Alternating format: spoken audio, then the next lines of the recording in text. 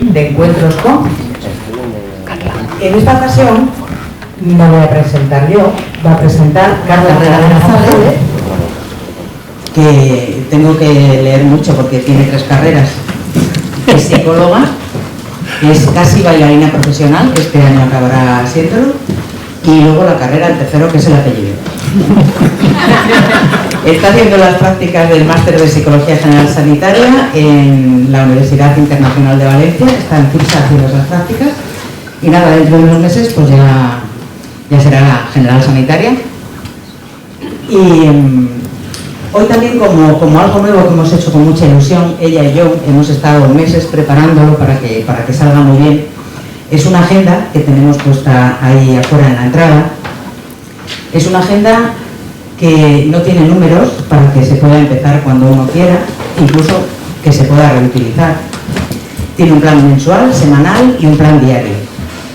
Importante, que tiene un tema. Utilizamos cada mes para introducir un tema. Os comento los temas que tiene, que hemos elegido en esta primera edición. Hablamos sobre los objetivos, sobre el amor, la ira, la amistad, la autoestima, la asertividad, la felicidad, el autocuidado, la influencia de la meteorología en las personas y en los estados de ánimo, las máscaras y las fachadas que a veces nos ponemos. Hablamos sobre el agradecimiento y sobre la Navidad. Lo importante es que lo hemos hecho 2 psicólogas, porque en ocasiones te encuentras quizás alguna agenda que tenga ciertos contenidos, pero se cometen muchos errores de fondo, errores pequeñitos, pero ocurren.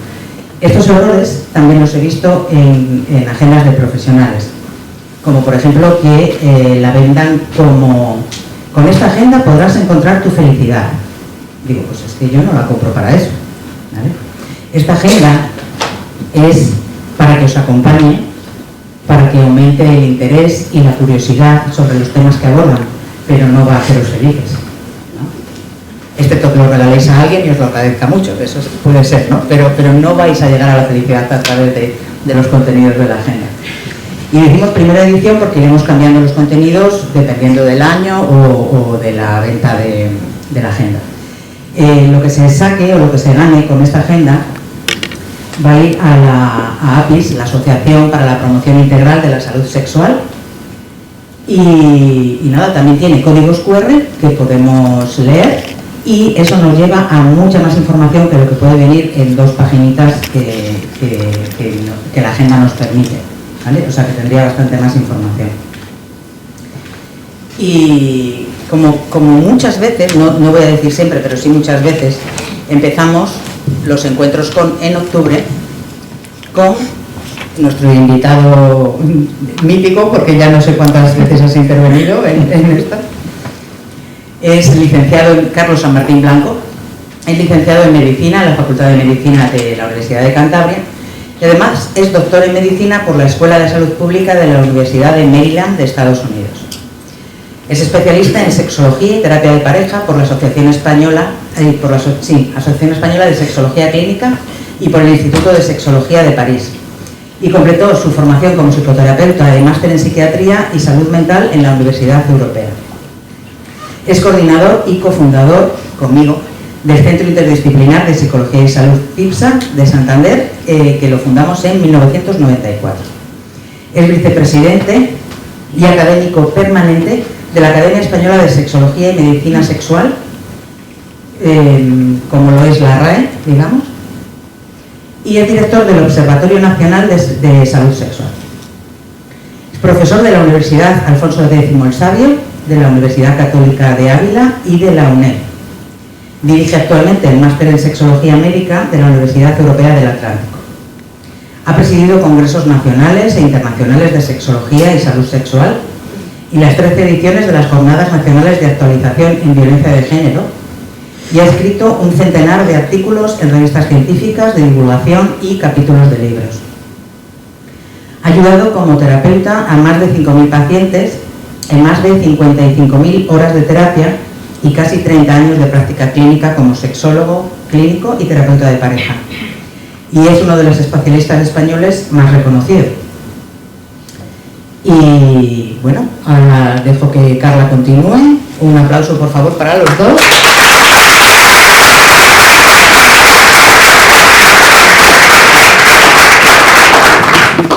Bueno, buenas tardes. Lo primero, deciros que es un placer para mí estar aquí hoy presentando el primer encuentro de esta 10ª temporada y hacerlo además entrevistando al doctor Carlos Samartín, a quien me unen lazos tanto profesionales como personales y afectivos. Así que bueno, escríbeme cuando llegues, o si vas a volver tarde, mejor vente en taxi. ¿Cuántas veces hemos oído o dicho estas frases, no? Y a esta pues podemos sumar una infinita lista de oraciones formuladas ante la posibilidad de que una mujer sufra una agresión sexual. Día tras día podemos vivir comentarios y miradas lascivas en el mejor de los casos, o tocamientos y besos no consentidos en el peor de ellos. Pero no queremos dejar que estas situaciones se normalicen. Queremos que todo el mundo se sensibilice al respecto y acepte la necesidad de cambio para parar de una vez los casos de violencia sexual y delitos sexuales. Lamentablemente, las violencias sexuales en nuestras sociedades representan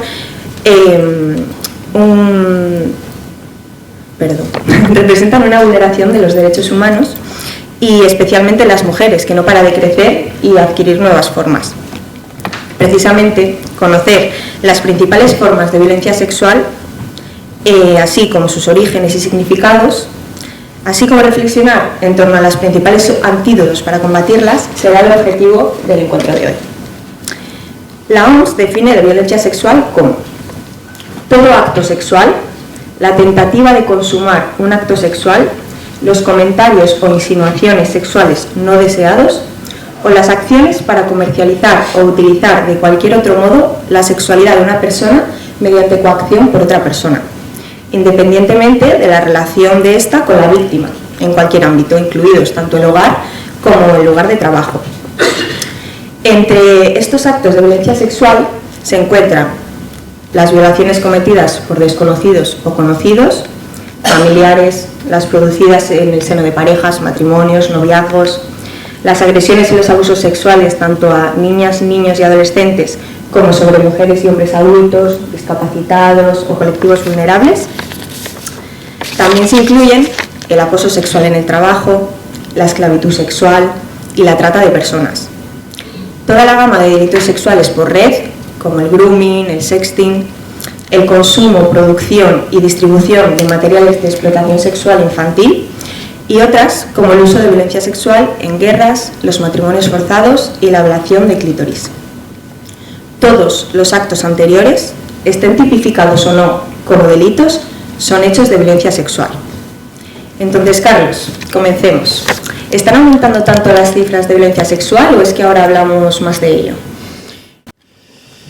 Bueno, lo primero, agradeceros que estéis aquí, porque la verdad es que cuando Ángela y yo valoramos el dedicar el primer encuentro de esta nueva temporada a un tema como el de las violencias sexuales, teníamos ciertas dudas de si este tema, que evidentemente no es un tema amable, iba a fidelizar vuestra asistencia, ¿no? Y lo primero que quiero destacar es que una actividad de este tipo en relación a las violencias sexuales sea capaz de aglutinar a más de 100 personas, creo que habla muy favorablemente de quienes estáis al otro lado de la tarima.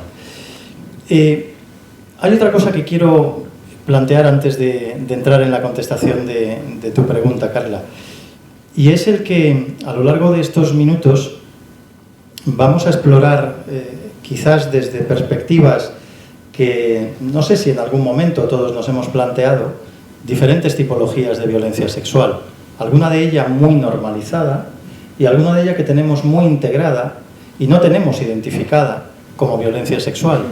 Por tanto, lo que sí que os pediría en esta hora y pico que vamos a compartir es que abráis un poquito vuestra mente e intentéis también aproximaros al mundo de las violencias sexuales, consiguiendo quitarnos un poco ese sesgo que nuestra cultura patriarcal nos condiciona a la hora de considerar o no como violencia sexual determinado tipo de conducta, determinado tipo de comportamientos. Y una última cosa es que quien ya me conocéis sabéis que yo no soy muy amigo de los papeles, ¿no? Pero hoy vengo con papeles. Y vengo con papeles porque porque me gustaría que todo lo que os pueda decir y compartir con vosotros en esta tarde esté argumentado con datos. A mí me gusta, estoy acostumbrado a moverme en el ámbito científico a través de la evidencia científica, a través de los datos. Por tanto, yo no voy a compartir con vosotros opiniones, aunque todo tiene un cierto grado de sesgo, ¿no? Voy a intentar compartir fundamentalmente datos que ilustran realidades y que nos pueden permitir acercarnos más a esa realidad. Por eso, anticipadamente os pido perdón por cierto trasiego de papeles que hoy me vais a permitir. No he sido capaz de memorizar a estas alturas de mi memoria la cantidad de datos que podemos aportar para ilustrar de lo que hablamos cuando hablamos de violencias sexuales. Y ya centrado en tu pregunta, bueno, hay varias dificultades a la hora de poder conceptualizar o responder a lo que dices, ¿no? Lo primero es que una buena parte de delitos sexuales no son denunciados y por tanto eso ya, de entrada, nos supone una dificultad para saber realmente cuál es la dimensión del problema de la violencia sexual. Luego podemos analizar, si quieres, las razones por las cuales esas denuncias son tan bajas. Ya os anticipo, este dato sí me lo sé, el 11,1% solo de los delitos sexuales son denunciados.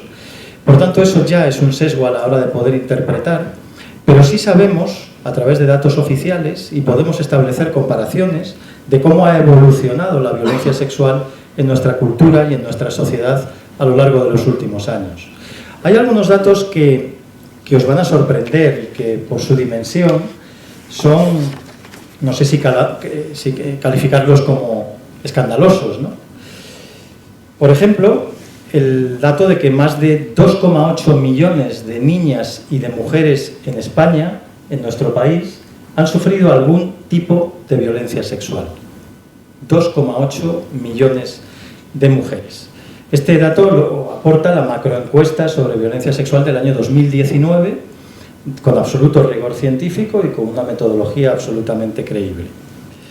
Otro dato también importante es que dentro de esos delitos sexuales, aproximadamente 500.000 de mujeres en nuestro país han sido víctimas de alguna violación en su vida.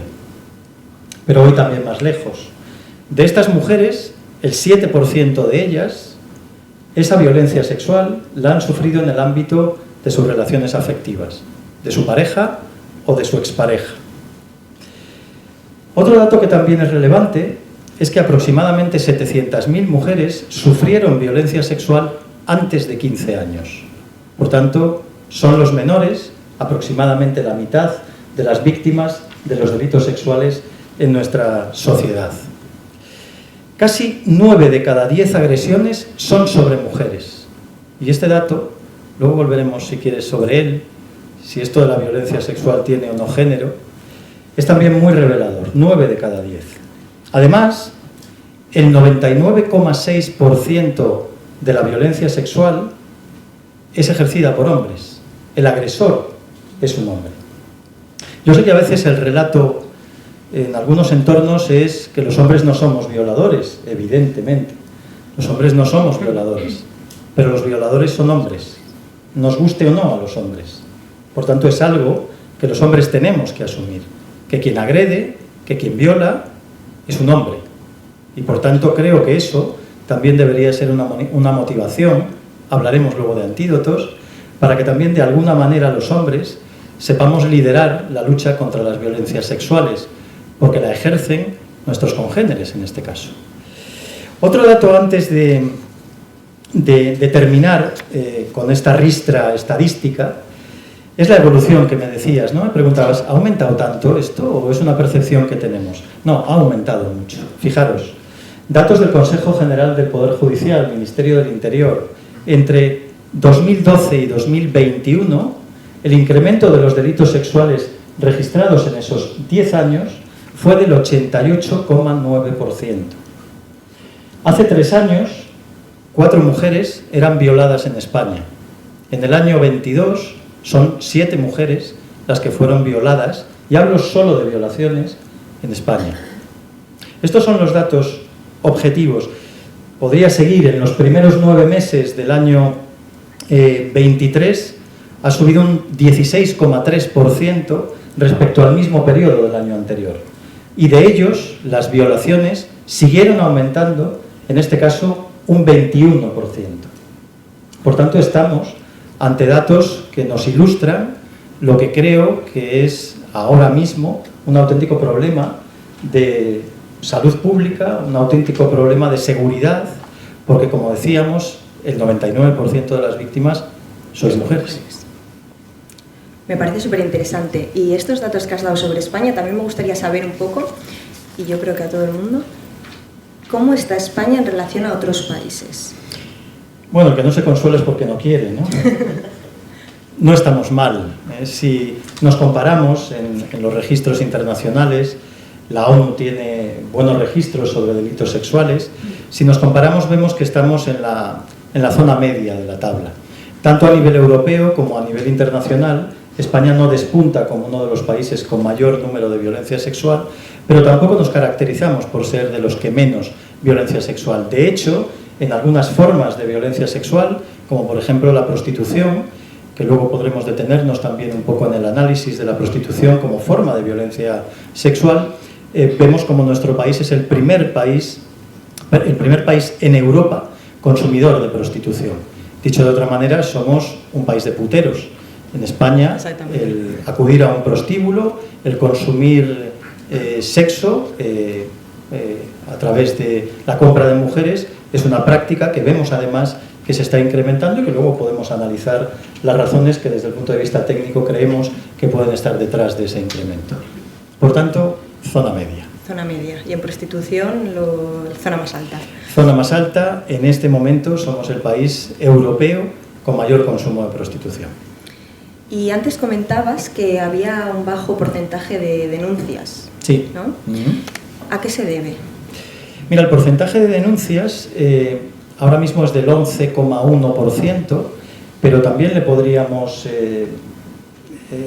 desdoblar un poquito. Las denuncias aumentan un poco si es la pareja la que ejerce la violencia sexual, poquito, hasta el 12%. Si es ya la expareja, nos vamos al 34% de denuncias. Pero las agresiones sexuales, utilizando el dato general, tan solo podemos decir que un poquito más de una de cada 10 mujeres denuncia haber sido víctima de una agresión sexual. Muchas de ellas, como decíamos, porque la propia mujer no identifica esa conducta violenta como una conducta de agresión sexual, porque puede ser una conducta coercitiva, manipulativa, porque dentro del ámbito de la relación de pareja se puede considerar como un comportamiento naturalizado o normalizado. Por tanto, la propia víctima no tiene percepción de estar siendo agredida sexualmente, cuando objetivamente es otra la realidad. Y antes comentabas, ¿no?, que las violencias sexuales sí tienen género, ¿no? Las más afectadas somos las mujeres. ¿Y el tema de la edad? Bueno, evidentemente la violencia sexual sí tiene género. Digo esto por el negacionismo que parece haberse instalado en determinados contextos políticos o sociales, negando la evidencia, negando la realidad. Las posibilidades de que yo como hombre sufra un delito de agresión sexual son ínfimas en relación a las posibilidades que tiene cualquier mujer de las que estáis ahora mismo en esta sala. Por tanto, la violencia sexual, cualquier forma de violencia sexual que digo a nivel general, mayoritariamente, abrumadoramente, 99% sufren las mujeres, por tanto sí tiene claramente género, el género femenino, el único factor de riesgo. Bueno, no voy a decir el único, hay uno más que tú citabas ahora, para sufrir violencia sexual es ser mujer. Y si además de ser mujer se es niña, entonces el riesgo aumenta de una manera muy importante. La mitad de los delitos sexuales son sufridos por menores.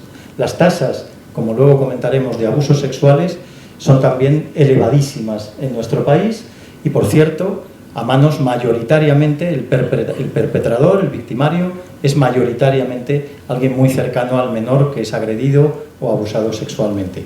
Por tanto, la violencia sexual es una forma de violencia de género, de violencia contra la mujer en 9 de cada 10 casos.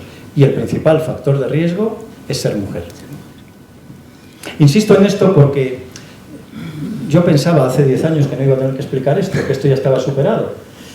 Bueno, pues porque desgraciadamente llevamos mucho tiempo en este trabajo y mucho tiempo en esta lucha profesional, ¿no? Pero veo que desgraciadamente tenemos ante esa actitud que estamos percibiendo cada vez más pública y cada vez más atrevida de negacionismo, además desacreditando cualquier tipo de dato que se pueda aportar por parte de quienes manejamos esos datos objetivos. Justo te iba a preguntar eso, que últimamente hay discursos negacionistas por todos lados, las redes sociales, y que de qué forma, ¿no?, creías que estaban influyendo estos discursos en el aumento de los casos de violencia sexual, pero creo que más o menos es un poco lo que... Claro, pero fíjate, a nivel pragmático es algo que incluso nosotros observamos. Nosotros llevamos muchos años, un par de décadas, entrando en colegios, en institutos de Cantabria, aportando, intentando contribuir a la educación sexual integral del alumnado, a la prevención de la violencia de género. Hemos impartido durante estas décadas cientos de talleres para menores, ¿no? Algo que nos encontrábamos hace no muchos años es que el negacionismo por parte del alumnado era nulo. Prácticamente todo el alumnado reconocía que existía la violencia de género y que realmente era un problema que sufrían sus compañeras y que lo sufrían por el hecho de ser chicas. Hoy en día, 1 de cada 4 alumnos varones en los institutos y en la secundaria y en los bachilleres de nuestros centros educativos, no solo en Cantabria, sino en toda España, son negacionistas de la violencia de género.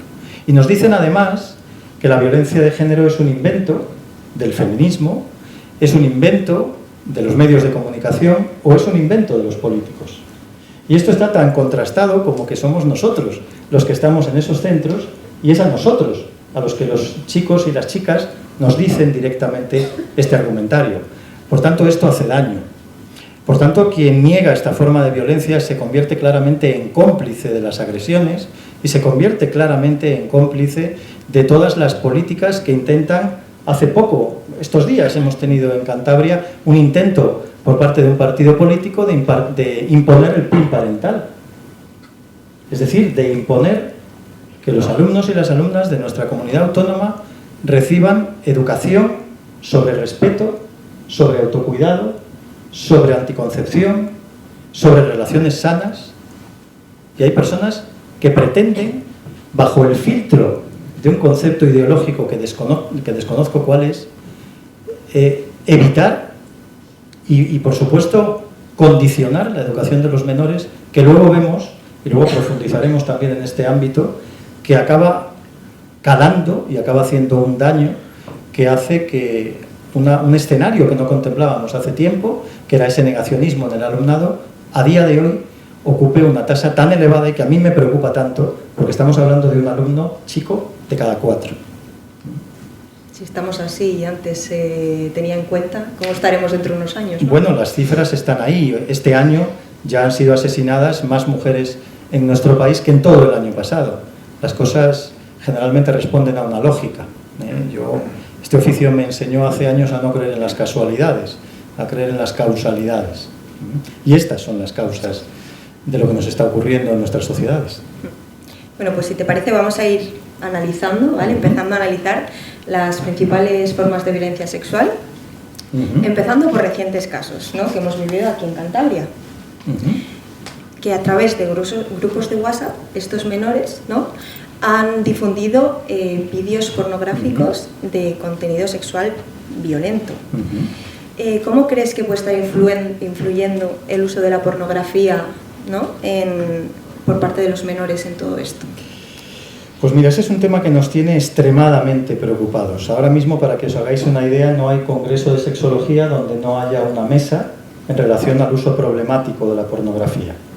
El uso de la pornografía se está convirtiendo en una antieducación sexual que está suponiendo una referencia totalmente distorsionada de la sexualidad para el alumnado y además de fácil acceso y de fácil difusión, ¿no? Lo hemos visto en este centro público de nuestra comunidad que tanto alarmó, pero lo estamos viendo como un goteo constante en otras comunidades autónomas porque forma parte de la realidad de lo que el alumnado hace, de cómo el alumnado normaliza determinado tipo de conductas, como es grabar a una amiga o manipular un programa informático para difundir imágenes de sus compañeras desnudas a través de la manipulación informática.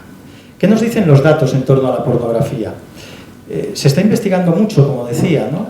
Y hay un estudio, una encuesta realizada en el año 22 con 2.457 jóvenes de entre 16 y 29 años, que nos dice lo siguiente. Nos dice que el 86,7% de los varones y el 54% de las chicas afirma haber consumido pornografía en los últimos 5 años. Para el 75% de los chicos, la edad de inicio fue antes de los 16. Pero luego tenemos otro estudio muy interesante de la Universidad de Ourense que fija la edad media de consumo de pornografía en los 11 años, siendo el límite inferior de la edad los 8 años. La media en la que los niños en España tienen un teléfono móvil es de 10 años. Teléfono móvil con el que pueden acceder a contenidos pornográficos absolutamente violentos. No sé si alguna vez habéis tenido la curiosidad de explorar algunos de estos contenidos. Os aseguro que algunos son espeluznantes. Hablamos de violaciones en directo con más de 200 millones de visitas. Para que os hagáis una idea del contenido que están visualizando niños de 11 años como media. Hay un estudio de la Universidad de Islas Baleares de probablemente el profesional que ahora mismo tiene un mayor conocimiento en este ámbito y que además tuvimos la fortuna de poder compartir con él en las jornadas que organizamos en La Rioja, el profesor Luis Ballester, de la Universidad, como digo, de Islas Baleares, que estableció claramente la relación de la pornografía con la cultura patriarcal y con el capitalismo, ya que él además probaba cómo existen corporaciones muy potentes económicamente detrás del mundo de la pornografía. Al final, lo que vemos es que la pornografía se acaba convirtiendo en una escuela de desigualdad, se acaba convirtiendo en la normalización de la cosificación de las mujeres. Y al final es el modelo que los menores perciben. Los humanos, sabéis que aprendemos por imitación, por modelado, por aprendizaje vicario. Los niños consideran que eso es sexo, que eso es una sexualidad sana. La cosificación de las mujeres, el convertir a las mujeres en un cuerpo o en un agujero, si me permitís la expresión, es algo que se normaliza de una forma absoluta en este tipo de contenidos. La nueva pornografía, que es así como lo llamamos, y su uso problemático, acaban siendo una referencia que distorsiona la conducta sexual hasta límites insospechados, ¿no? Pero aporto otro dato, y en este caso un dato propio. Nosotros hace no mucho llevamos a un congreso internacional también datos, un estudio, en relación al uso de la pornografía en nuestra comunidad, en Cantabria. Y en este caso no tanto al porcentaje, sino a la frecuencia de uso. Entre los chicos que nos reconocían, en este caso chicos, que nos reconocían ser usuarios de la pornografía, el 54% de ellos decía que lo consumía a diario. ¿Más de la mitad? Más de la mitad.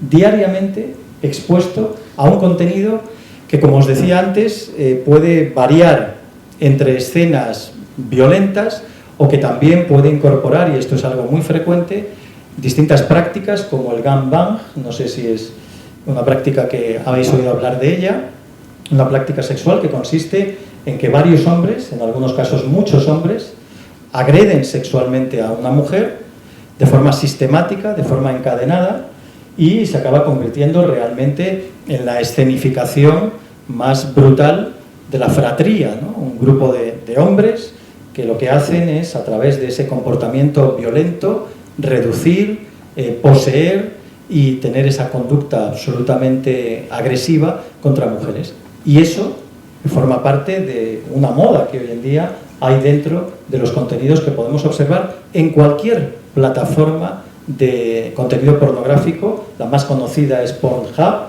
que tiene millones de visitas diarias. Por tanto, estamos hablando de algo que es un negocio de unas características inimaginables, que mueve cientos de miles de millones y que, por tanto, no interesa recortar y no interesa, evidentemente, reducir o buscar la manera en la que podamos hacer que esos contenidos no sean visualizados. Por cierto, hay países que sí tienen esa capacidad para recortar los contenidos que se ven en Internet. Hombre, no voy a poner un ejemplo de un país precisamente democrático como es China, pero en China no se pueden visualizar determinado tipo de contenidos. Es decir, si no lo hacemos es porque nuestras sociedades, nuestra cultura, no quiere intervenir en ese ámbito. Y de esos barros, pues vienen estos lodos. Esa es la realidad. Esa es la realidad. Y bueno, haciendo honor al título del encuentro, ¿qué antídoto, ¿no?, podemos utilizar para que nuestros menores no normalicen esta violencia sexual? Bueno, yo acabo de hablar de educación, ¿no? Yo creo honestamente que es uno de los principales antídotos, ¿no? Educar de una forma sana, educar desde la evidencia científica, la educación sexual integral. La educación sexual que se hace no es una educación ideológica, es una educación científica basada en contenidos científicos, por tanto en contenidos que han sido claramente y metodológicamente estudiados por técnicos y por profesionales y que lo que aportan a los menores es una referencia diferente a la que se pueden encontrar en otros entornos.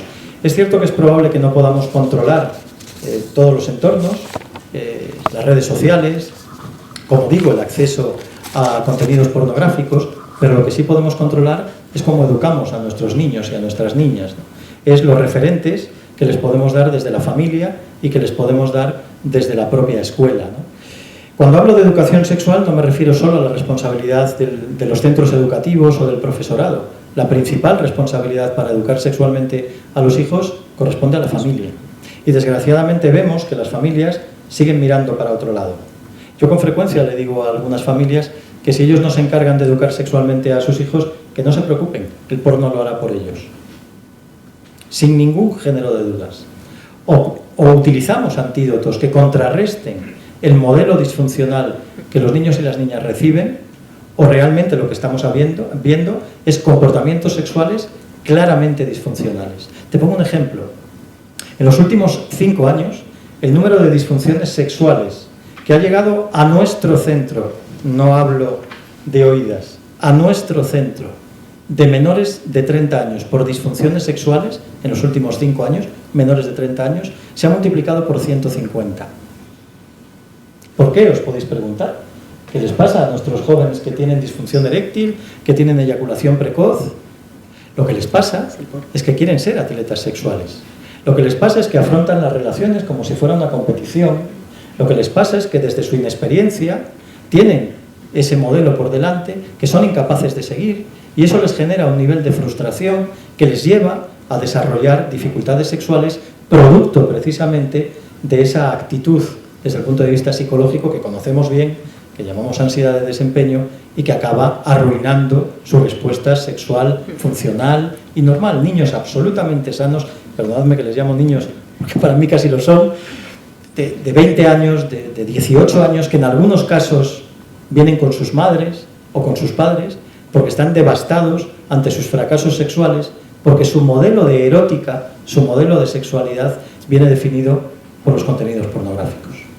Y ya no solo tus propias expectativas, ¿no? Sus expectativas, sino también que aprenden a excitarse, ¿no?, con cosas que quizás luego no se corresponden con la realidad. Bueno, al punto, Carla, de que vemos casos en los cuales el problema radica en la incapacidad para excitarse con una chica.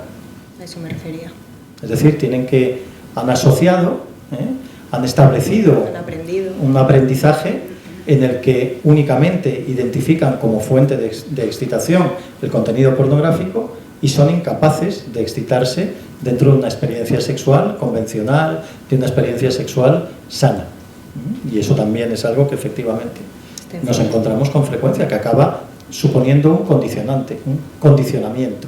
De hecho, estratégicamente lo que tenemos que hacer es recondicionar esa conducta, reeducar a ese chico para que aprenda a excitarse con un estímulo real, con un estímulo auténtico.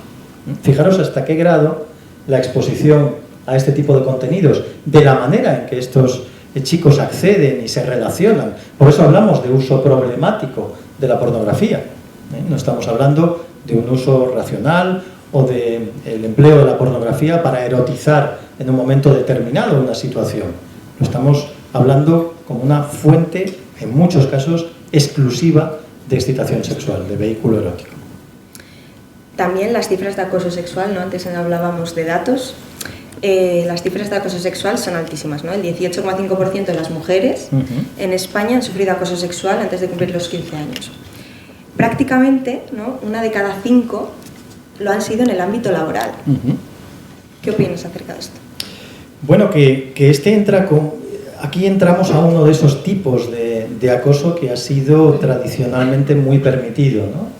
Gestos por parte de compañeros, generalmente por parte de personas con una jerarquía sobre la mujer, que han sido permitidos, que han sido normalizados, que han sido aceptados y que poco a poco pues vamos poniendo en valor, ¿no? Y vamos identificando y vamos realmente denominando como lo que son situaciones de abuso, situaciones de acoso, ejercidos mayoritariamente desde esa posición de poder, desde esa posición de autoridad. ¿Os suena el nombre de Luis Rubiales? No, ¿no? No, ¿verdad? Bueno, es simplemente la punta del iceberg, ¿no? Este hombre estaba absolutamente sorprendido de que le hubiera pasado lo que le ha pasado. Tenía tan normalizado, tan interiorizado. Consideraba, desde su posición patriarcal, que no pasaba nada por ponerle un piquito. Qué mejor manera de demostrar su euforia a una trabajadora dependiente de él, ¿no?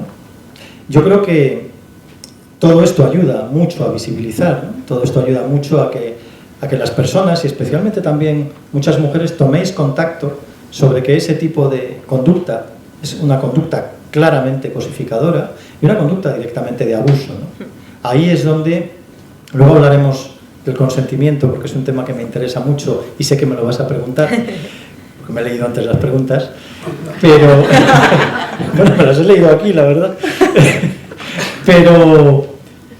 Pero el tema del consentimiento creo que es importante, y yo creo que en relación a ese tipo de violencia ejercida desde el ámbito laboral tenemos que ser muy contundentes, ¿no? Y sobre todo, yo creo que ahora mismo el reto está en identificarlo, en darnos cuenta que tanto en el ámbito público como en el ámbito de lo privado, esa forma de relacionarse desde esa posición de superioridad es claramente una forma de violencia en cualquiera de las posibilidades, ¿no? En el ámbito laboral lo vemos desde el piropo hasta el comentario aparentemente gracioso, hasta el comentario que muchos hombres consideran inocente, pero que probablemente no harían ese tipo de comentario a un compañero.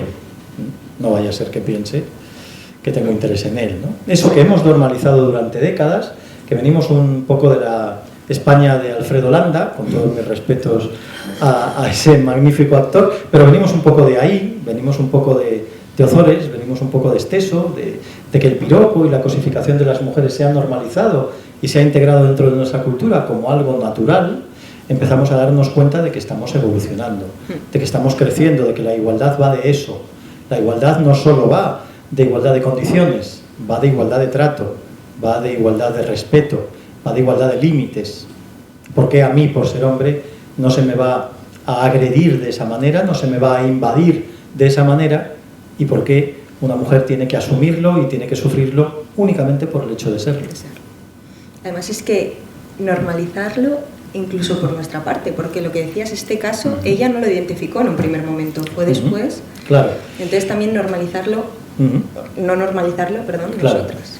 Bueno, una de las primeras reacciones que conocemos perfectamente, que están claramente establecidas en el ámbito clínico cuando una persona sufre una conducta, una mujer sufre una conducta de este tipo, es el bloqueo, ¿no?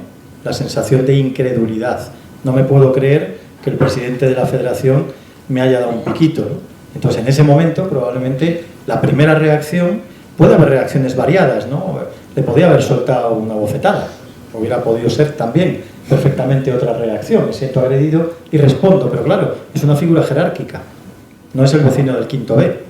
Por tanto, también la respuesta de la mujer está condicionada, hay un elemento absolutamente viciado en el que la respuesta de la mujer está condicionada por la relación profesional que le supone. Pero es muy común, en cualquier forma de agresión, encontrar una primera reacción de incredulidad. Lo vemos constantemente cuando vemos víctimas de acoso sexual en el trabajo, como no pueden creerse que su jefe actúe de esa manera, no pueden creerse ese tipo de conductas, de acercarse por detrás, de hacer comentarios lascivos o jocosos. Yo he tenido experiencias profesionales en que es de una impunidad absoluta. ¿En qué cabeza, a veces te preguntas, cabe el hacer determinado tipo de comentarios absolutamente obscenos a una trabajadora, ¿no? Bueno, pues eso sigue ocurriendo en los centros de trabajo de nuestro país, ¿no? Es cierto que vamos avanzando, que hay protocolos mayoritariamente en esos centros de trabajo por imperativo legal, pero todavía estamos lejos de tener interiorizado el que ese tipo de conducta es una conducta claramente agresiva o claramente violenta. Es decir, probablemente si yo esto lo digo en algunos entornos, y lo he hecho, en entornos laborales, se me mira, como decimos en esta tierra, como las vacas al tren, ¿no? O se me considera un radical o un fanático por considerar este tipo de comportamientos como lo que, a mi modo de ver, son conductas claramente violentas. Y vamos a hablar de la violencia sexual en grupo, o las manadas, ¿no? Como las hemos denominado, que son un tipo de violencia, de agresión que está en alza. ¿Cómo podemos explicarnos esto? Bueno, pues a que ya empezáis a explicaroslo. Hemos ido hablando de la pornografía, hemos ido hablando de la exposición, del uso problemático de la pornografía, hemos hablado de un 54% de chicos que ven pornografía a diario, hemos hablado de que esos chicos tienen una edad realmente baja, por tanto, imaginaros la mente de un chico de 11, 12, 13 años en pleno desarrollo psicosexual, en el que la referencia que tiene es exclusivamente la referencia de un comportamiento sexual violento, cosificador y agresivo. Eso es lo que el niño de 12, 13 años entiende por sexualidad. El sexo para ese niño es el gangbang. Lo que a la mujer le gusta es que la violen, es que la agredan varios chicos. Esa es la mentalidad con la que se gestionan las manadas, ¿no? La manada, como decía yo antes, es de alguna manera una representación simbólica de la violencia más extrema, de la fratría, del grupo de machos, del grupo de hombres, que no tienen sexo con una mujer, tienen sexo contra una mujer. Realmente su comportamiento, o en su comportamiento, lo que buscan es el ejercicio de su jerarquía, de su poder, de su autoridad sobre alguien a quien cosifican. No consideran a la mujer como alguien igual, consideran a la mujer como alguien a quien dominar y además a quien le gusta ser dominada. De hecho, cuando tenemos la oportunidad de hablar con agresores sexuales, en muchos casos nos encontramos que el relato, la narrativa del agresor es la autoconvicción de que realmente a la mujer le gusta ser agredida. A mí me han llegado a dar argumentos, por ejemplo, recuerdo un argumento de un agresor que me decía, Carlos, tú y yo sabemos que la fantasía sexual más habitual en las mujeres es que las violen. Entonces, desde ese argumentario, él puede perfectamente desarrollar un comportamiento sin ningún sentimiento punitivo. Es decir, mayoritariamente estos chicos que en manada han agredido a chicas, no creo que hayan sido conscientes de cuáles son las características de su conducta. Pero quizá puedan serlo. Hombre, yo creo que al final el sistema judicial tiene un fin reparativo, ¿no? Tiene un fin reeducativo.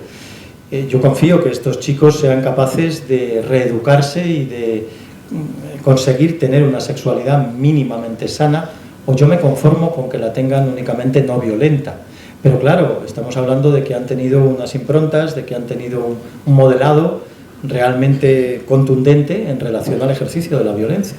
Por tanto, superar eso les va a suponer un trabajo personal de mucha intensidad. Y de ahí vienen, Carla, esas manadas, ¿no? Que estamos viendo además cómo crecen. También tengo datos en relación a las manadas que han aumentado de una manera enorme. Pero fijaros, hay también otro dato que me llamó la atención, y es que una de cada 10 agresiones en manada fue pornificada, es decir, fue grabada y subida a las redes sociales. Es decir, no basta con el ejercicio de la violencia grupal, sino que además es necesaria la exposición de esa violencia a través de las redes sociales, con lo que eso significa. Es decir, están reconociendo un determinado delito a través de una red social. Es decir, cuando tú subes un contenido, pierdes el control sobre ese contenido. Y por tanto, aun siendo conscientes, lo digo para que os deis cuenta en qué medida en la mente de estos chicos, y digo chicos porque mayoritariamente son chicos muy jóvenes, que no llegan a los 40 años y que en muchos casos de los últimos que estamos viendo en España son menores de edad, algunos de ellos menores de forma que tampoco pueden tener responsabilidad jurídica, de forma que no tienen la más mínima consciencia de que están ejerciendo un delito que puede tener una consecuencia punitiva, una consecuencia legal, y lo suben a las redes sociales. Lo digo para que os metáis un poco en su propia mentalidad, en su propia idea y desde dónde ejercen esa conducta violenta. Y antes hablabas también un poco de la violencia sexual hacia los menores. ¿Nos puedes comentar un poquito más?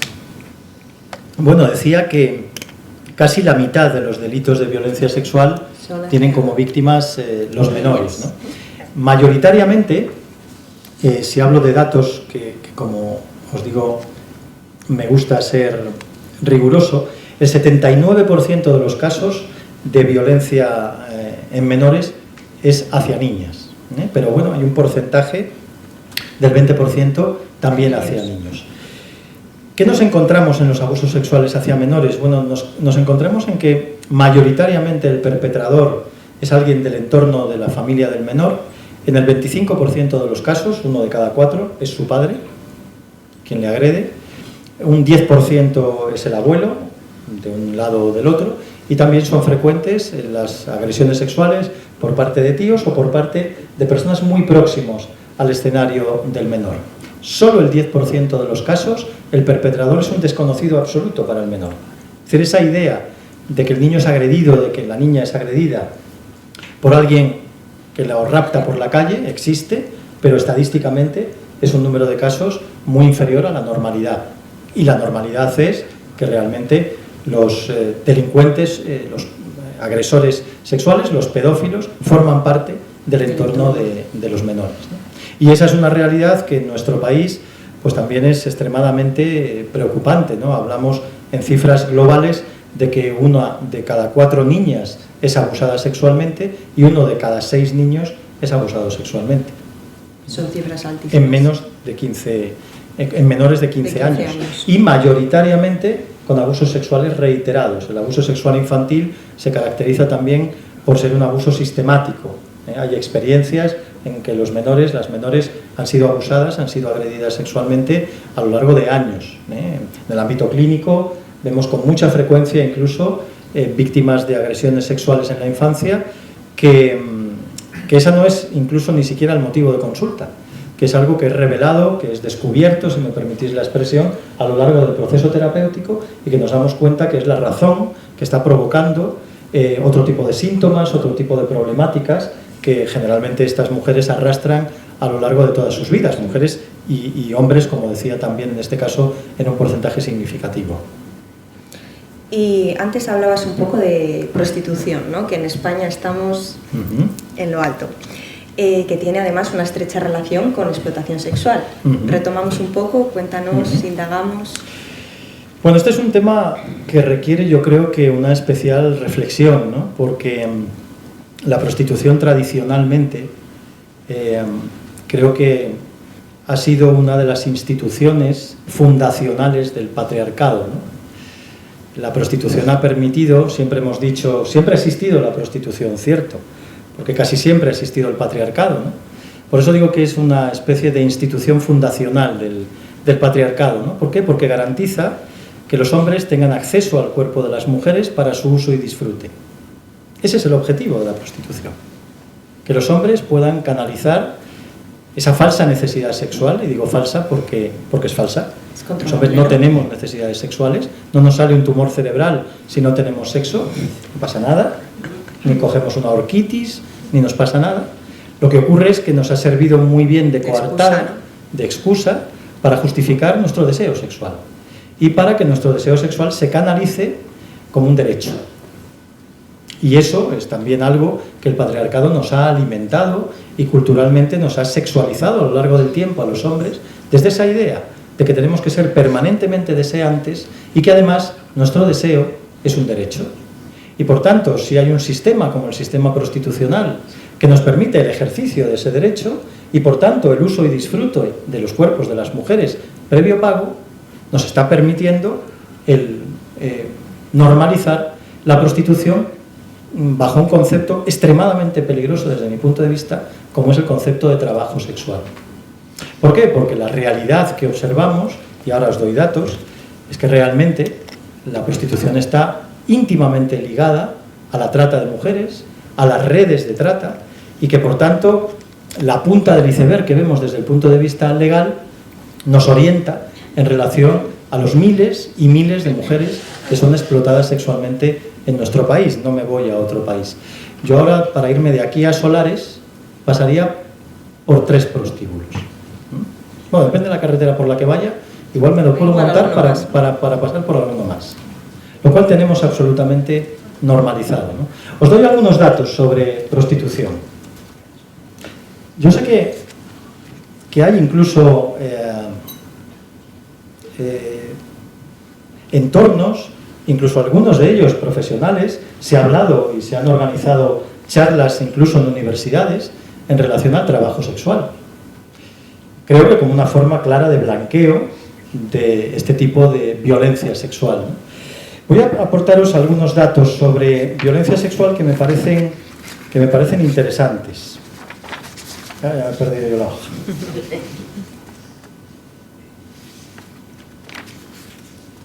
Correcto, ya la tengo. Solo en el año 22, ¿vale? 1.180 mujeres víctimas de trata y explotación sexual fueron liberadas en nuestro país. 1.180 liberadas. Eso supuso, de las cuales, por cierto, 26 eran menores de edad. Eso supuso la caída de 78 organizaciones de proxenetas, de redes de trata, de explotación sexual de mujeres. Estoy hablando de explotación sexual. Hay otras formas de explotación laboral, pero yo me estoy ciñendo a la explotación sexual. Esto supuso que cayeron 78 organizaciones criminales y que se saldó con la detención de 693 personas. ¿Cuál es la situación de la prostitución en nuestro país? Lo digo por, quizás lo sepáis, pero por aclarar un poco las situaciones, ¿no? Claro, cuando hablamos de prostitución hablamos de algo alegal en este momento. En el año 95, en la modificación del Código Penal, con el gobierno, por cierto, de Felipe González, el proxenetismo pasó a estar penado, se convirtió en un delito. Pero lo que se permitió en esa modificación del Código Penal fue la tercería locativa. ¿Qué es la tercería locativa? El puticlub. Es decir, yo no soy un proxeneta, yo alquilo habitaciones. Y en esas habitaciones, yo no soy lo que pasa. A mí me pagan por alquilar la habitación, pero yo no soy proxeneta. Esto dificulta enormemente la tarea de las fuerzas y cuerpos de seguridad, porque lo que se encuentran no es una situación de proxenetismo o prostitución, lo que se encuentra es tercería locativa. Es decir, una grieta desde el punto de vista legal que incapacita la persecución del proxeneta y por tanto valida el sistema prostitucional. Un sistema, por cierto, que factura en nuestro país alrededor de entre 12 y 18 millones, 18.000 millones de euros. El 0,3% del PIB español, en el que el 99% de las víctimas de explotación sexual son mujeres. De ese porcentaje, de ese grupo de mujeres, más del 60%, son mujeres de nacionalidad española y un 40% son extranjeras, son mujeres migrantes. Para quienes defienden la regulación de la prostitución, ¿no? Esto es un debate que está en el ámbito político. Por cierto, el movimiento feminista ya en el año 2020 envió al Ministerio de Igualdad un borrador de ley orgánica de abolición del sistema prostitucional. Eso existe, es leíble, lo podéis consultar en internet, con una serie de medidas para seguir un modelo abolicionista, que es, por cierto, el que venía en el programa electoral del Partido Socialista en la legislatura anterior. Lejos de eso, desde el Ministerio de Igualdad, lo que se promueve es la orientación regulacionista de la prostitución. ¿Qué significa esto? El reconocimiento del trabajo sexual. Y alguno podéis decirme, es que yo tengo derecho a ejercer la prostitución. Bien. Ahí enlazamos con el tema del consentimiento, que luego, si quieres, hablamos de ello. Pero claro, ¿cuál es la realidad que nos encontramos? Nos encontramos con que, de forma abrumadora, las mujeres que ejercen la prostitución están siendo explotadas sexualmente. ¿Tienen consentimiento? Claro. Un consentimiento totalmente viciado. Si denuncian la situación, ¿cuál va a ser la conducta del proxeneta? Por tanto, ese concepto de trabajo sexual o de trabajadoras sexuales, que incluso desde el punto de vista social se quiere envolver en el paraguas hasta de la existencia de un sindicato. Habréis oído hablar de la existencia de un sindicato de prostitutas. Bueno, pues os aclaro una cosa. Es un sindicato vertical, de los que había en la época del franquismo. ¿Sabéis lo que es un sindicato vertical? Pues un sindicato donde hay trabajadores y proxenetas. En el mismo sindicato están las mujeres explotadas sexualmente y están los proxenetas que las explotan sexualmente. Entonces, ese es un poco el plano desde el cual las orientaciones más regulacionistas intentan establecer ese criterio neoliberal, desde mi punto de vista, de trabajo sexual. Cuando de lo que realmente estamos hablando es que el 90% de las mujeres que ejercen la prostitución desearían dejar de ejercerla. Desde el punto de vista de salud pública, las mujeres que ejercen la prostitución tienen un riesgo entre un 10 y un 40% mayor de mortalidad o de suicidio. Por tanto, creo que el ejercicio de la prostitución no parece identificarse con lo que cualquier persona desearía tener como trabajo. Regularlo desde esa perspectiva, además, ha sido en muchos países un auténtico fracaso. Os pongo dos ejemplos. Países Bajos, seguro que habéis estado en Ámsterdam y habéis observado el escaparate de mujeres expuestas como mercancía al uso y disfrute de los hombres, ¿no? El modelo de Países Bajos, en su momento, recuerdo que fue casi admirado, ¿no? Visto como, ahí va, fíjate esta gente que a las prostitutas las hacen análisis, honestamente no creo que por ellas, creo que para que los puteros no se contagien, pero bueno, eso es un criterio personal. En todo caso, ¿qué ha pasado en Países Bajos? ¿Qué ha pasado en Alemania después de varias décadas de regulacionismo? Pues que se han disparado las redes de explotación y de trata de las mujeres. Y ahí están los datos. ¿Pero qué ha pasado en otros países abolicionistas? Os pongo el ejemplo de Suecia. 20 años desde la ley abolicionista de la prostitución de Suecia. ¿Qué ha pasado en Suecia? Pues que a día de hoy la trata prácticamente ha desaparecido y la percepción social en Suecia negativa en relación con el consumidor de prostitución ha pasado de un 30% a un 70%. El 70% de los suecos son contrarios al ejercicio, digamos, de la prostitución. Hay concienciación, ¿no? ¿Qué está pasando en el resto de Europa? Pues el modelo sueco ya está siendo adquirido por países como Noruega, como Islandia, las dos Irlandas, Francia y recientemente Israel. Por tanto, no es ninguna locura una propuesta abolicionista como antídoto contra esta forma de violencia sexual. Claramente, dejar de considerar trabajo a lo que es exclusivamente la mercantilización de las mujeres y la explotación del cuerpo de las mujeres por redes de un sistema prostitucional que es extremadamente potente, porque, como os acabo de decir, mueve entre 12 y 18.000 millones de euros en nuestro país al año.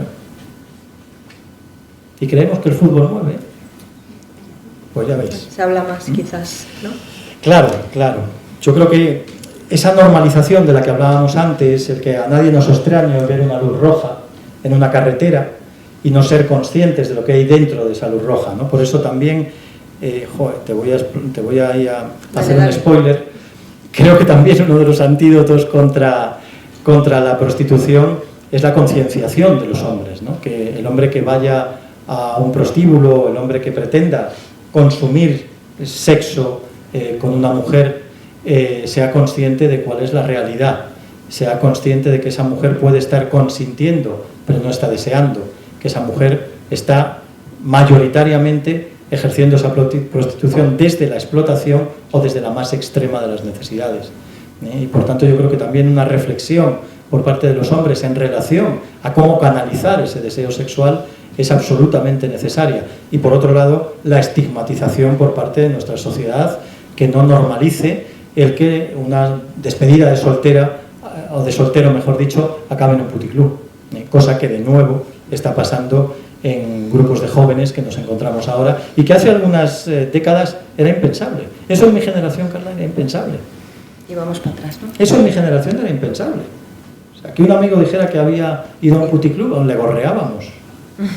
Eso era impensable. Que una fiesta acabara en un prostíbulo era impensable en chavales jóvenes. Y eso está ocurriendo. Incluso está ocurriendo que se está volviendo a convertir en un ritual iniciático el tener la primera relación sexual con una prostituta. Algo que es de la España más oscura, de cuando en la década de los 50 pues el padre llevaba al hijo al prostíbulo del pueblo para que la prostituta lo desvirgara, ¿no? Entonces estamos un poco en ese tipo de usos y costumbres. Quizá la prostituta haga lo que ven en la pornografía. Pues es posible que en ese sentido también esa influencia pueda estar ahí, ¿no? Bueno, y cambiando de tema, hemos hablado un poco de diferentes países, ¿no? Algún otro tipo de violencia sexual que no es tan común en nuestro país sería la mutilación genital y los matrimonios forzados. Bueno, prevalencia... Os voy a seguir poniendo mal cuerpo. No haber venido. Esta es la realidad. 150 millones de niñas son mutiladas genitalmente en el mundo. 150 millones. Y en España hay niñas que siguen siendo mutiladas genitalmente. Fijaros si hay niñas que en hospitales como el Miguel Peset de Valencia, en una unidad que dirige un compañero a quien tú además conoces, el doctor Felipe Hurtado, hay una unidad de reconstrucción quirúrgica de la mutilación genital femenina. Porque es un área, el área mediterránea, donde se encuentran muchos casos en que sigue habiendo niñas que por ese concepto cultural, en fin, no sé cómo denominarlo, de tradición, se mutila genitalmente a las menores, ¿no? Como una especie de ritual perverso. Una mutilación, además, que no voy a entrar en demasiados detalles, ¿no? Pero una mutilación que puede ir desde lo más violento a lo menos mutilante, ¿no? Pero que en todo caso supone un trauma extraordinario y que en muchos países, además, es ejercida desde la nula garantía sanitaria. Hay niñas que son mutiladas con tapas de lata, por ejemplo. Cualquiera puede ver fotografías, vídeos en cómo se realiza esa mutilación y es una práctica que además supone una mortalidad importante para las niñas en la mayoría de los países en que no tienen, como digo, ninguna garantía sanitaria. Es cierto que cada vez hay más países que prohíben la mutilación, países incluso con una tradición, entre comillas, de mutilación, como puede ser Egipto, pero en esos países, como en el caso de Egipto, que están bastante concienciados, les cuesta enormemente conseguir realmente que se eviten. Entonces se están centrando más en dar recursos sanitarios una vez que se ha producido la mutilación, o de que la mutilación, ya que se produce, al menos se produzca con un mínimo de garantías sanitarias, que al menos no se lleve por delante la vida de la niña, la vida de la menor, ¿no? En cuanto a matrimonios no forzados, la estimación que hace Save the Children es de 170 millones de niñas que son obligadas a casarse antes de los 14 años, mayoritariamente son vendidas por sus familias y además son obligadas a casarse como mercancía con señores que les pueden sacar 60 años para tener hijos siendo pues ni siquiera adolescentes, ¿no? Y eso, como digo, en este momento las cifras que arroja Save the Children nos acerca a los 170 millones de niñas.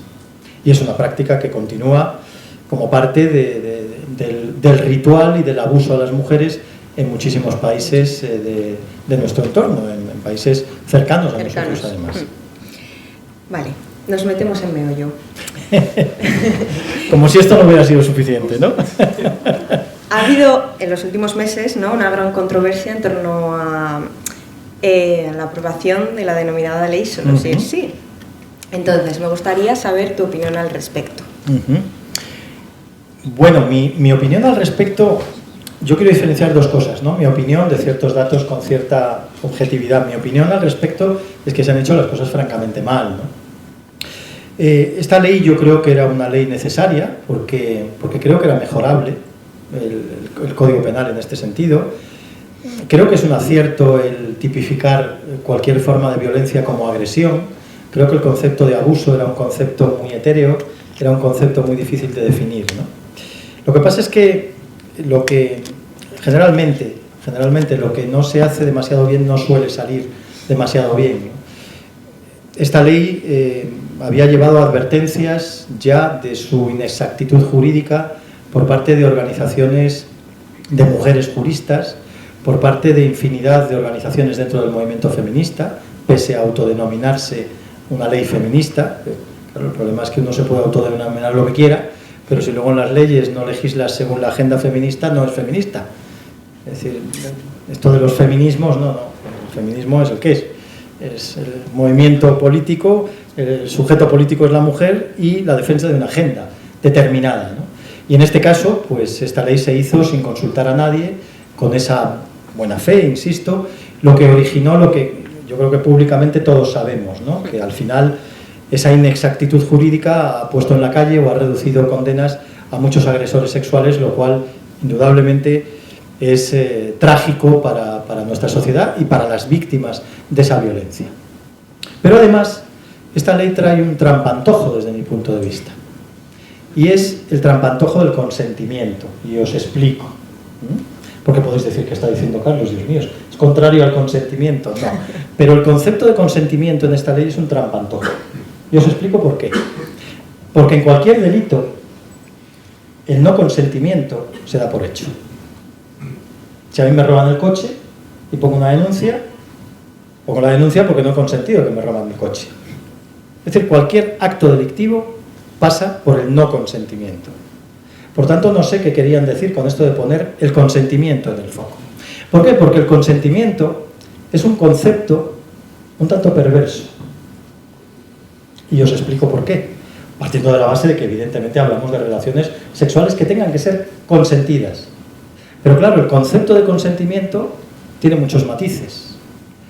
Os he puesto antes un ejemplo. Yo puedo consentir tener relaciones sexuales con un señor que me paga. Pero eso no deja de convertirlo en una agresión sexual. Por mucho que me pague y por mucho que yo consienta.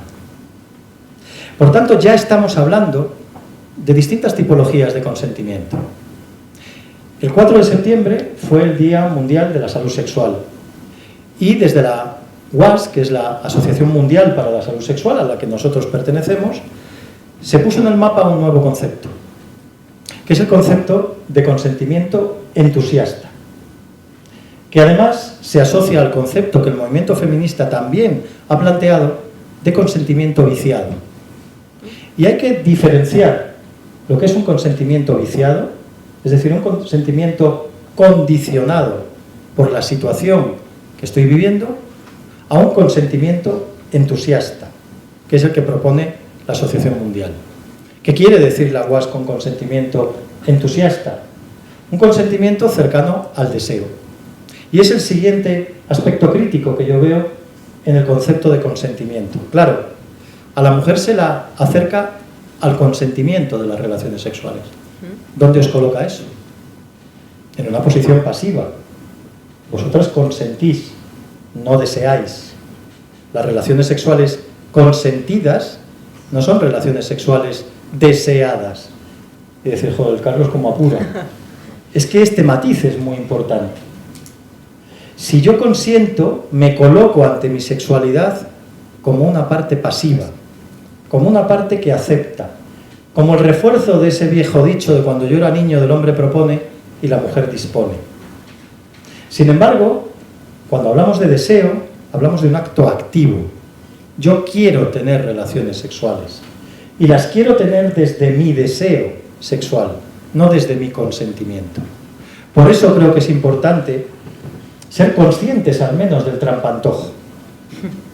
El consentimiento jurídicamente es evidente, en cualquier delito el no consentimiento está presente, pero el consentimiento desde el punto de vista social y desde el punto de vista sexológico es un concepto un tanto perverso, porque puede ser un consentimiento viciado que permite banalizar el trabajo sexual, por ejemplo, o la explotación, y porque además coloca a la mujer en un rol sexual tradicional, ser sujeto consentidor y por tanto sujeto pasivo, y no ser sujeto deseante y por tanto sujeto sexual activo. ¿A qué no lo habéis pillado? Es que es un trampantojo. Sí, verlo así. Y claro, tú ves en un restaurante que te sirven una onza de chocolate y resulta que es foie gras del no sé qué. Y tú dices, pues sí, me parecía una onza de chocolate. Entonces, son conceptos con los que tenemos que ser prudentes y sobre todo tenemos que ser reflexivos. Tenemos que analizar un poco este tipo de cuestiones, ¿no? Porque generalmente el debate se hace desde las tripas. Ha librado a no sé cuántos violadores y los medios iban contando, ¿no? Una especie de contador de violadores en la calle. Van 225 y 228 y se convertía en producto de un manoseo político un tanto vomitivo desde mi punto de vista. No, los hechos son estos. Las palabras son importantes y lo que las personas percibimos de las palabras pues también son importantes. Entonces, cuidado con el concepto de consentimiento.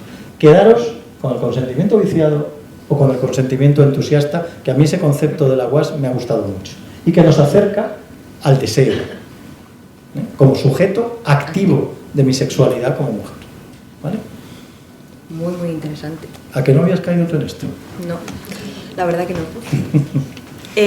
Bueno, un poco para terminar, vamos a recapitular. Has ido mencionando algunos antídotos, ¿no? Pero como va de antídotos el encuentro, si podemos recapitular o añadir algún antídoto más contra las violencias sexuales. Bueno, yo quiero insistir en la educación. Llevo 30 años insistiendo y no me han hecho ni puñetero caso, ¿eh? Vamos, que ya he tirado la toalla, me jubilaré y seguiré igual. Yo llevo hablando de educación sexual desde el año 95 o 94 y no nos han hecho mucho caso, ¿eh? De hecho, yo tengo una cierta percepción de involución. Quien me conoce sabes que soy optimista, pero en esto me cuesta. Me cuesta por lo que veo, me cuesta por lo que percibo, me cuesta por los datos, ¿no? Cuando en el ámbito de la violencia de género empezábamos a manejar tasas de asesinatos de mujeres, de feminicidios, que empezaban a descender claramente y en los últimos 2 años nos encontramos con un número absolutamente insoportable, ¿no? Que yo creo que cualquier sociedad decente no puede permitirse, ¿no? Entonces algo estamos haciendo mal, ¿no? Cuando vemos que las manadas se disparan, cuando vemos que los niños tienen y adquieren una sexualidad claramente disfuncional basada en modelos violentos, en modelos agresivos, algo estamos haciendo mal.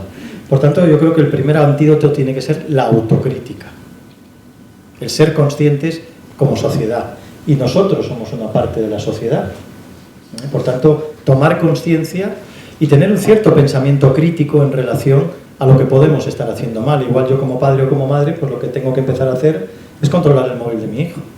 Es utilizar los sistemas que en los móviles, en muchos de esos móviles, pueden controlar parentalmente los contenidos que mi hijo ve. No hemos hablado, se me ha pasado, pero hablando de la pornografía, de cómo la pornografía es el marketing de la prostitución. Cómo romantizamos la prostitución. ¿Os suena el concepto de sugar daddy y sugar baby? Sugar baby, sugar daddy, vamos, sugar daddy igual a pedófilo, que compra a una niña para invitarla a cenar y luego probablemente agredirla sexualmente. Eso es un sugar daddy. La romantización de la pedofilia, incluso desde algunos estamentos con mensajes un poco peligrosos, como que los niños tienen derecho a su sexualidad.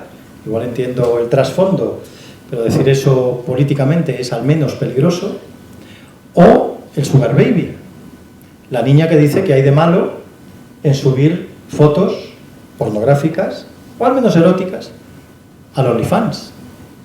El OnlyFans, que es una reconocida plataforma a través de la cual las niñas son absorbidas al sistema prostitucional. Es a lo que están expuestas en las redes sociales. Es a lo que están expuestas en las redes sociales. Por tanto, si a la autocrítica le acompañamos un poco con un cierto control, con el interés por asomarnos de vez en cuando a qué ven nuestros hijos, a preguntar, a compartir, a educarles sexualmente y no a inhibirnos, no a ser fruto de nuestros propios complejos o de nuestras propias dificultades en relación con cómo manejamos la sexualidad, y a entender que es una parte, una dimensión muy importante y muy determinante de la personalidad de los menores. Por tanto, yo creo que el antídoto esencial es la autocrítica y la autorresponsabilidad desde el punto de vista social. Fijaros si esto es grave, como digo, que ya en cualquier entorno científico, insisto, en el programa figuran mesas redondas. Ayer mismo me llamaban del Ministerio de Sanidad porque en una jornada van a incluir una mesa sobre pornografía, por primera vez. Es decir, la preocupación que hay ya, no solo profesional, sino institucional, empieza a ser muy clara. Entonces a eso le tenemos que acompañar de algunos de esos antídotos. La educación, como decía, me parece absolutamente esencial. Dejar de manosear políticamente un derecho que viene en la Declaración de los Derechos Sexuales, el derecho a la educación sexual, declaración, por cierto, aceptada y aprobada por la Organización de Naciones Unidas y por la OMS, que otorga a los menores el derecho de ser educados sexualmente. Y se les está privando de un derecho que les permite tener una sexualidad más sana, que les permite relacionarse de una forma mucho más sana, basada en el buen trato y no en referencias violentas o en referencias de maltrato. Yo creo que eso es absolutamente esencial. Luego, evidentemente, desde el punto de vista legislativo, pues ya he planteado que creo que modelos en relación, por ejemplo, al tema de la prostitución abolicionista son los que están funcionando con una trayectoria de más de 20 años en algunos países y que, por tanto, creo que son modelos que tiene que haber un compromiso político en implementar, porque creo que, honestamente, es la única fórmula en la que podemos conseguir cambiar esa dinámica social y esa normalización y ese blanqueo social de lo que supone una mercantilización del cuerpo de las mujeres, como decía antes, para el uso y disfrute de los hombres que hemos sido educados en la idea de que tenemos ese derecho.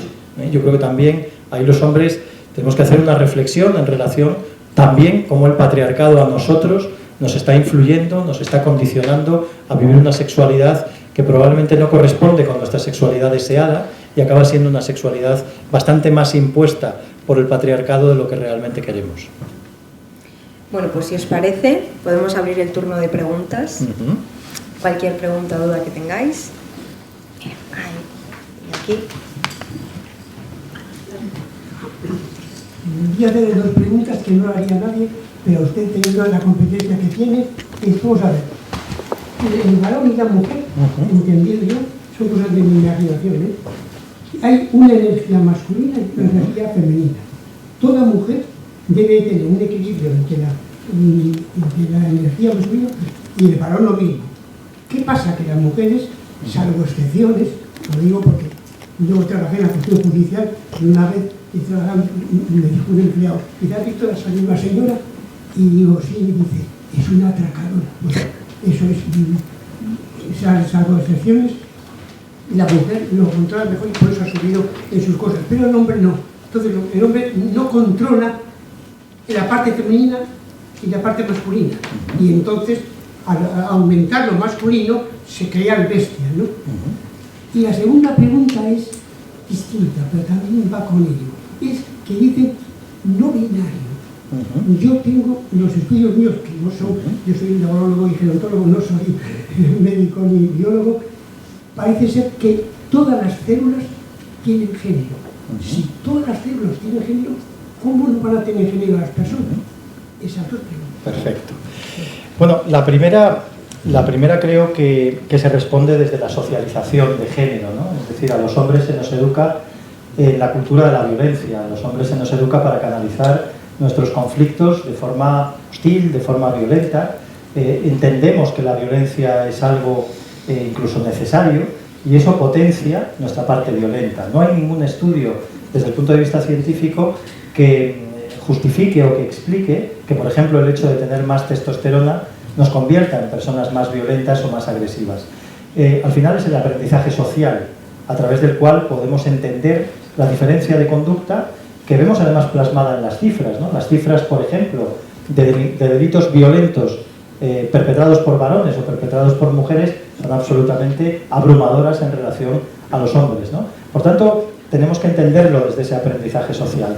Y eso también tiene que llevarnos a la reflexión de si los hombres no tenemos que empezar a reivindicar, recibir un aprendizaje social diferente, ¿no?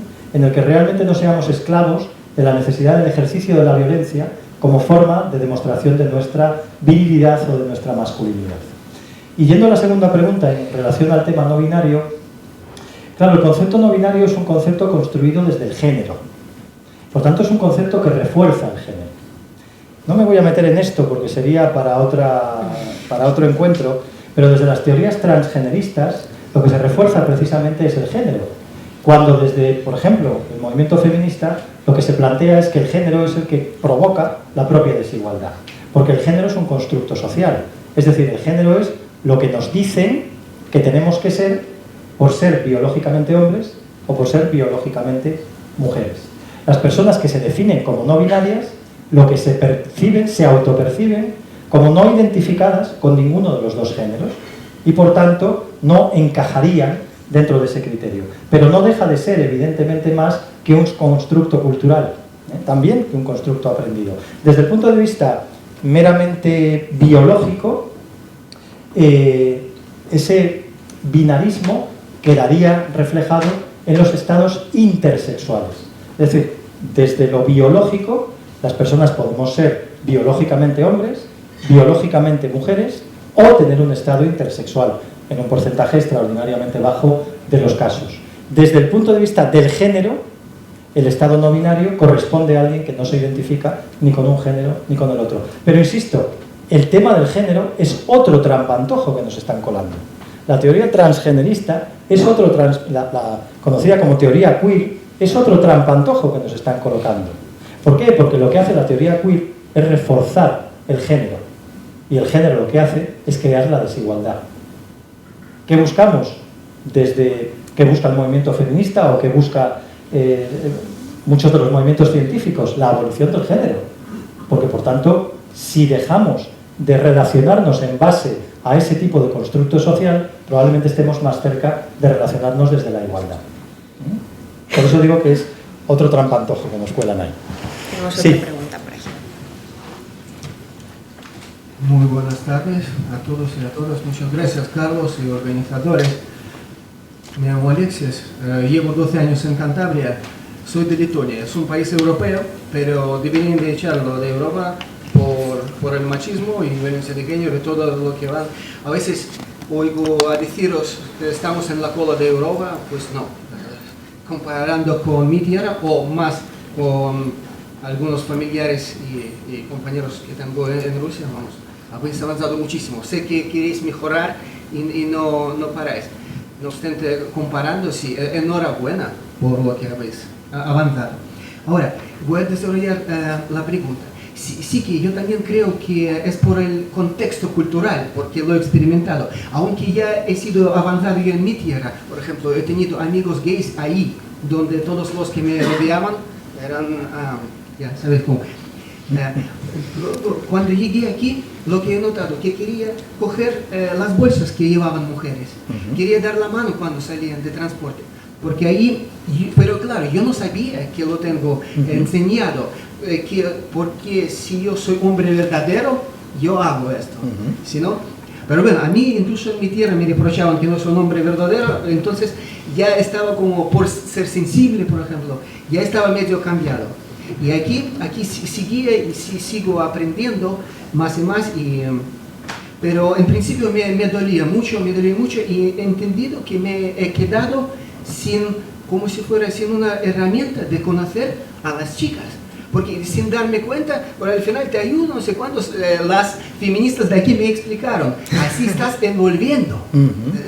Bueno, acostado, luego he entendido. Entonces, sin esta herramienta he quedado.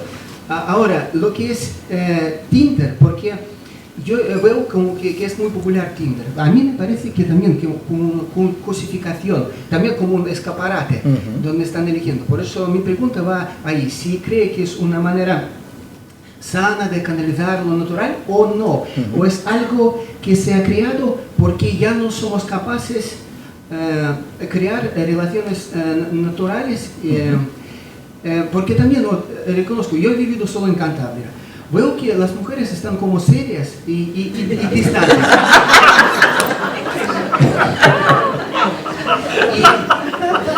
Y más, los primeros años alguna he dicho, buen vestido, tú no eres nadie. Entonces, me he quedado en el limbo, no sé si tengo que ir a first dates. Pero bueno, gracias a lo que me muevo mucho, yo creo que soy capaz de conocer una chica, o chico, o lo que sea, a manera natural, tal como me parece, natural, como surja, y sin Tinder y sin envolver con costumbres del patriarcado. Muchas gracias. Muchísimas gracias a ti.